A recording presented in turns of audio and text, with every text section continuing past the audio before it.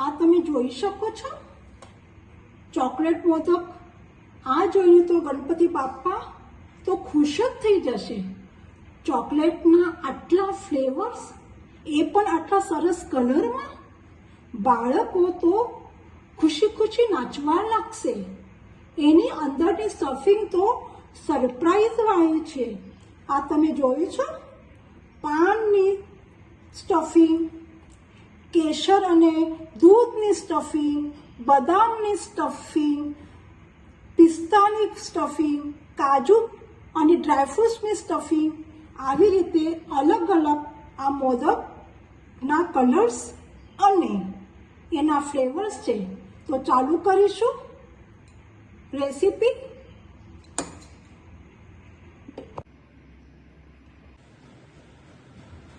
બદામ સાથળીને થઈ ગયા છે. હવે આપણે કાઢી લઈશું એક બાઉલની અંદર અને ગેસની ફ્લેમ બંધ કરીશું.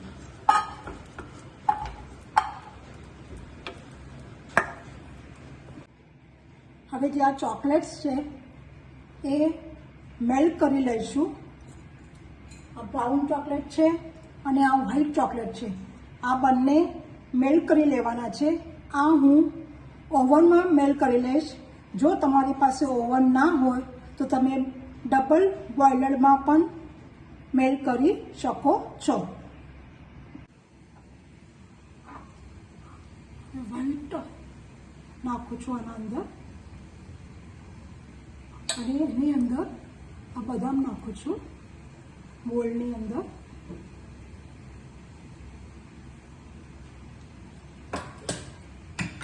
અને એના ઉપરથી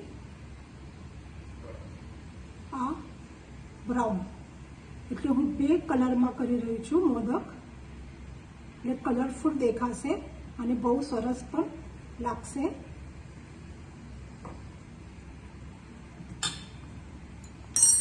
એને હું ટેપ કરી રહી છું. ટેપ કરીને પછી ફ્રીઝમાં 30 મિનિટ માટે રાખીશું. મારા બે મોદક થયા છે. અને બદામનો ભૂકો લીધો છે, આ ગુલકંદ છે અને આ ડેસિનેટેડ કોકોનટ. આ ત્રણેય વસ્તુ ભેગું કરીને એને નાના નાના બોલ બનાવીશું અને એ બોલ છે એ જે મોદક બનાવવાના છે એની અંદર નાખીશું.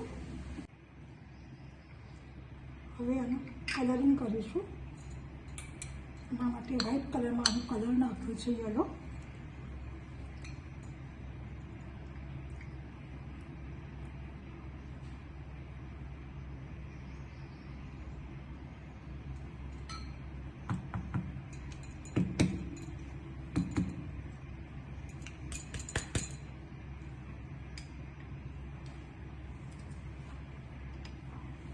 ની અંદર ફૂટી ફૂટી નાખીશું.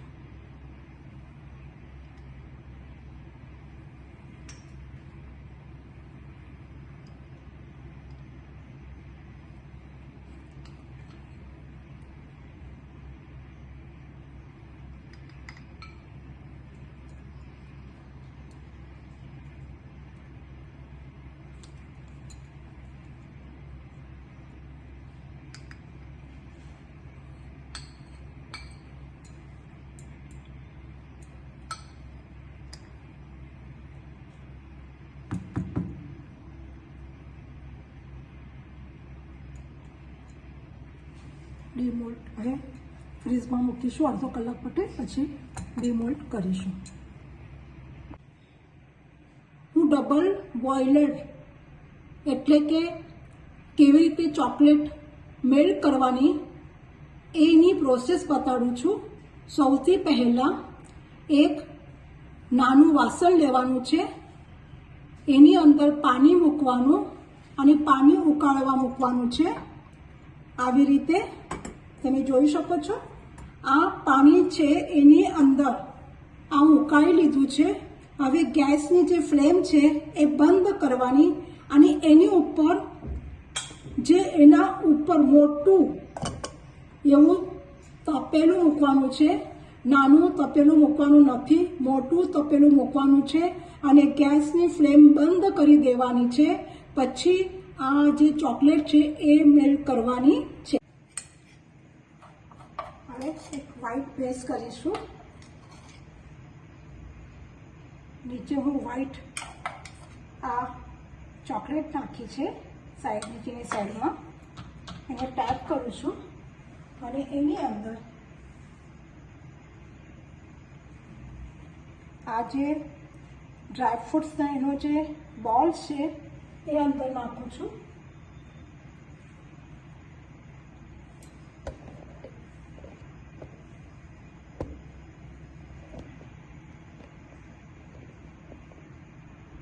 અને એની ઉપર પાછું વ્હાઈટ,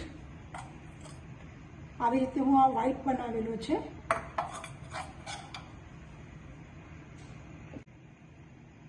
હવે હું કેસર અને પિસ્તાનું બનાવું છું. આના અંદર હું કેસર નાખું છું સાઈડમાં આવી રીતે એને સેટ કરી દેવાના છે. અને પછી એની અંદર આવી રીતે ગોઠાડીને વ્હાઈટ ચોકલેટ્સ એના અંદર પોર કરવાની છે. આવી રીતે બધા મોલ્ડ કરીને પછી ફ્રીઝમાં અડધો કલાક માટે એને સેટ કરવા મૂકીશું.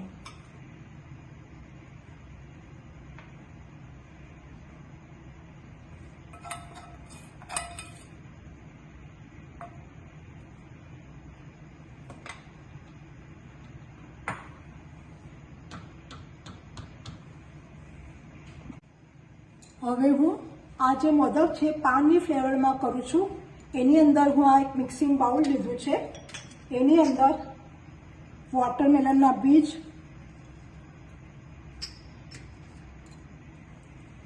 ધણાની દાળ,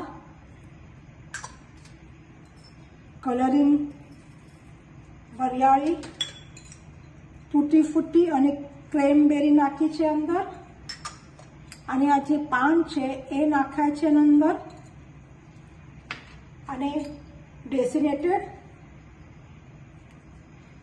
કોકોનટ પાવડર અને ગુલકંદ, આ બધી વસ્તુ નાખીને આનો એક ડો બનાવીશ.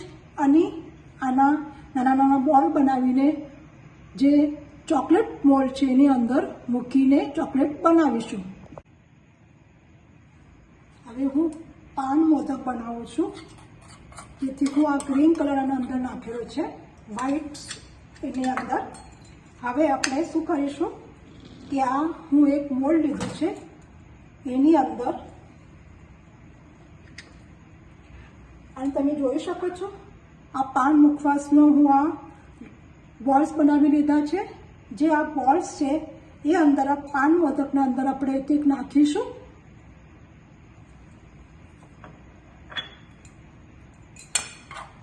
જે વ્હાઈટ ચોકલેટ હતી એની અંદર હું ગ્રીન કલર નાખેલો છે. હવે આના અંદર પોર કરીશું અને એની અંદર જે પાન મુખવાસનો જે બોલ્સ બનાવ્યા છે એ અંદર નાખીને પાછું ઉપર આના અંદર પોર કરીશું. અને પાછું એની ઉપર આ ગ્રીન કલરનું ચોકલેટ છે એ ઉપર પોર કરીશું. આવી રીતે પાનનો એક મોદક ફ્લેવરનો થઈ ગયો છે. તમે ચોક્કસ એક વખત ટ્રાય કરશો. જો તમને આ રેસીપી ગમશે તો તમે લાઈક, શેર અને સબસ્ક્રાઈબ કરશો.